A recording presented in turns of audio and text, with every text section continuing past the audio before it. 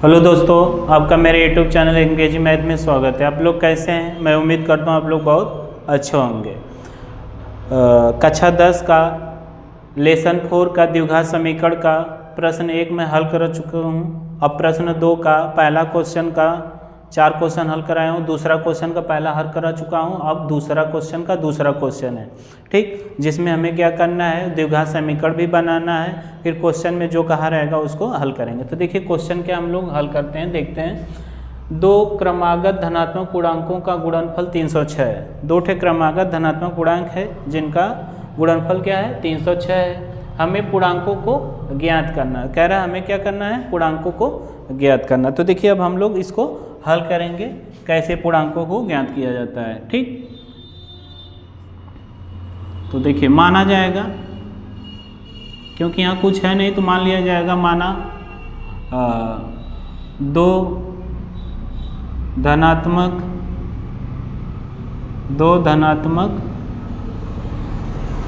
पूर्णांक क्रमशः x तथा x+1 है, ठीक। हम लोगों ने मान लिया कि माना दो धनात्मक पूर्णांक क्रमशः क्या है, x है, दूसरा x+1। क्रमशः मतलब क्रमागत मतलब क्या हो गया, जो क्रम से आता है, ठीक। तो देखिए फिर दिया है कि इनका गुणनफल, तो चूंकि दोनों क्रमागत धनात्मक पूर्णांकों का गुणनफल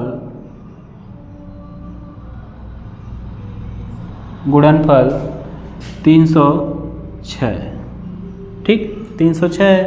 तो देखिए पहला हम लोगों का पूर्णांक क्या है, x, तो गुणा दूसरा का क्या है, x+1 बराबर 306। अब इस x का क्या करेंगे, इस अंदर x+1 में गुणा करेंगे, तो गुणा होगा तो x² प्लस 1 में होगा तो x, और 306 को हम लोग इधर लेकर चले आएंगे, बाएं तरफ पक्षांतर कर लेंगे बराबर 0। तो ये जो हम लोगों को प्राप्त हुआ है, ये इसका क्या है, द्विघात समीकरण है, ठीक। ये इसका द्विघात समीकरण, लेकिन हमें क्या करना है, पूर्णांकों को ज्ञात करना है कि इसका पूर्णांक कितना है, ठीक। तो देखिए अब इस द्विघात समीकरण का हम लोग क्या करेंगे, गुणनखंड करेंगे। गुणनखंड विधि से x का मान निकालेंगे, फिर उसके बाद पूर्णांकों को निकालेंगे। तो देखिए ये जो है x² का गुणांक यहाँ देखेंगे कुछ नहीं तो 1 है, तो 1 का गुणा हम इस अचर पर 306 में करेंगे तो 306 ही आएगा। फिर इसका हम लोग लस निकालते हैं, जिसका 2 भाग करते हैं, यानी जोड़ने घटाने पर 1 है या गुणा करने पर फिर 306 है। तो देखिए 306 का हम लोग क्या करेंगे, लस निकालेंगे। तो लस लास्ट में सम संख्या तो यानी 2 से कटेगा, 2 1 कम 2, 1 बचेगा 10, 2 पचे 10, 2 3 6।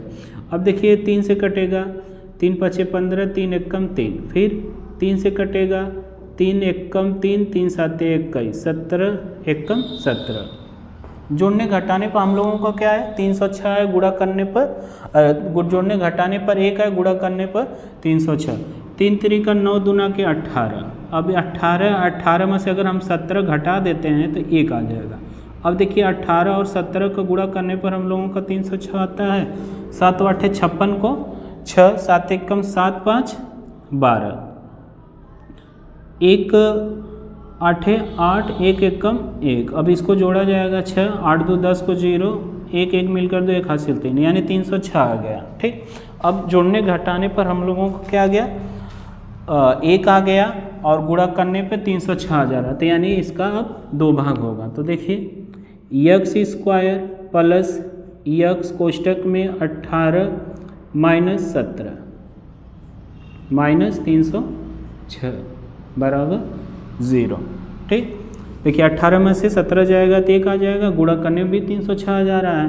तब x² प्लस x का अंदर गुणा होगा तो प्लस 18x प्लस x का माइनस 17 में होगा तो माइनस प्लस माइनस 17x हो जाएगा, माइनस 306 बराबर 0।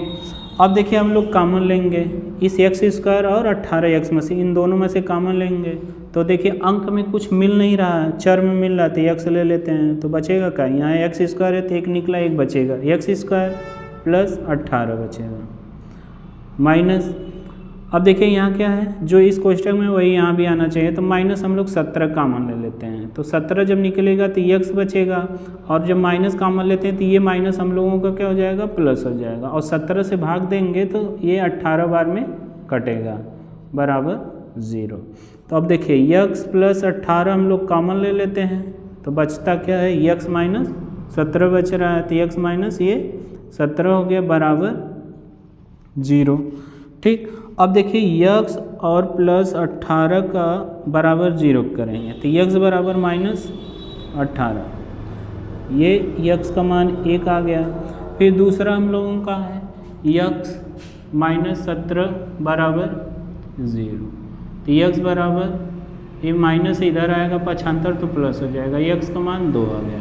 तो देखिए जो माइनस में आता है उसको हम लोग छोड़ देते हैं, उसको नहीं लेते हैं, जो प्लस वाला रहता है उसी को लेते हैं। तो कहा है कि पूर्णांक क्या है, तो ठीक, तो लिखेंगे अतः पहला क्रमागत पूर्णांक x है तो x बराबर 17, तथा दूसरा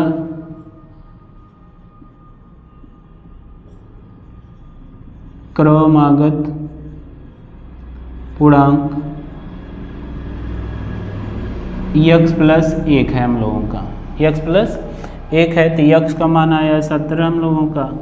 ठीक, तो 17 हो जाएगा प्लस 1 हो जाएगा, जोड़ेंगे तो 18, तो यही हम लोगों का जो आंसर है जो निकालना था। ठीक, मैं उम्मीद करता हूँ आप लोगों को बहुत अच्छे से समझ में आ गया होगा। Thank you.